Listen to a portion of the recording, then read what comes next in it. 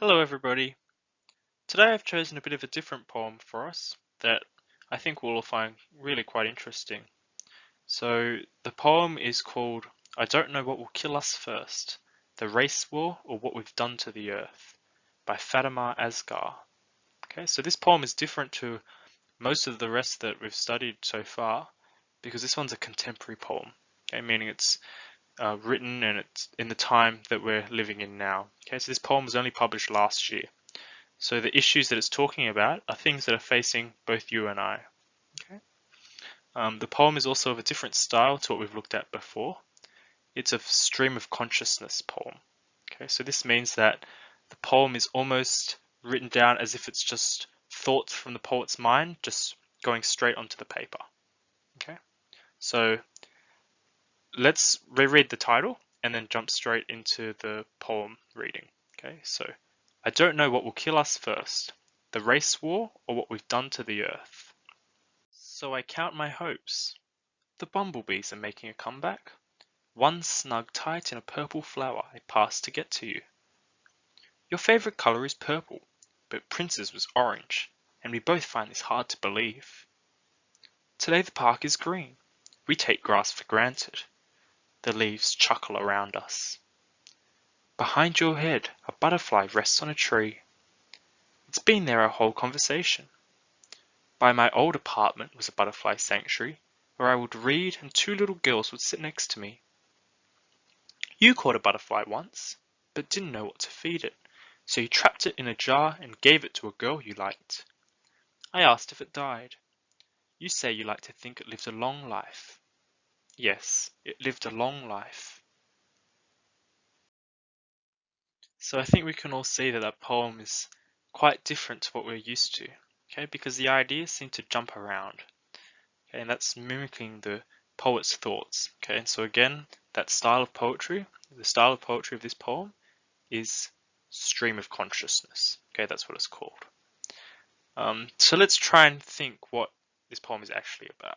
Okay, so we know the title is quite a depressing thing, isn't it? Okay, I don't know what will kill us first, the race war or what we've done to the earth. Okay, so those two things are referring to like a lot of civil wars and um, cultural genocide, and these things are happening in countries where forcing refugees to flee their home countries, and so that's all race war. And obviously, what we've done to the earth is referring to things like climate change and deforestation, and so on. Okay, so the poet doesn't know. She thinks the world's a pretty depressing place. Okay, there's so much going wrong. Okay, and then so she counts her hopes. Okay, so if we see that first line here, so this whole poem are her hopes. Okay, so it's like the good things she sees in the world. Okay, so if we look at the poem again, it's almost, we can see she's just with a friend. Okay, so she's talking to a you.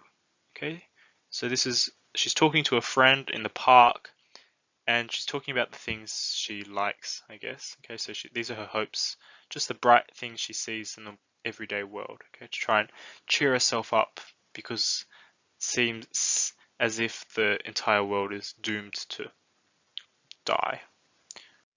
So first she starts saying one thing that's going well is the fact that bumblebees are making a comeback. Okay, so I guess they were dying out before, but now their numbers are starting to increase. Okay, so she sees one snug tight in a purple flower I passed to get to you. So a bit of visual imagery there so we can picture this cute little bumblebee. Okay. So here she talks about a purple flower. Okay, and so in stream of consciousness, think of someone's brain, you hear purple, and then what's the first idea that pops into your head? Now she's talking about Prince's favorite color.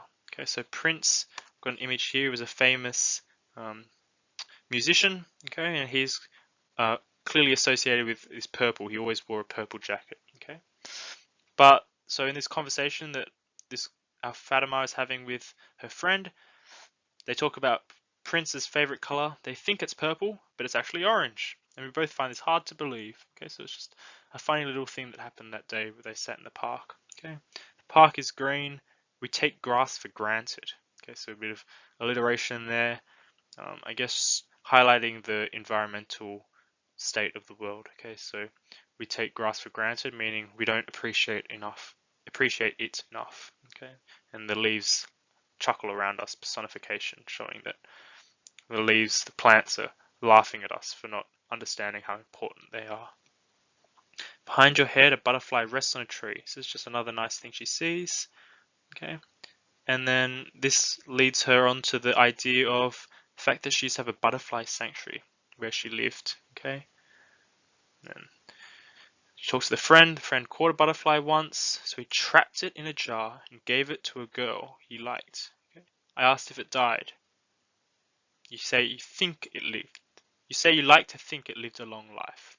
Yes, it lived a long life. Okay, so here, this last paragraph is talking about death, okay, of an animal that was trapped.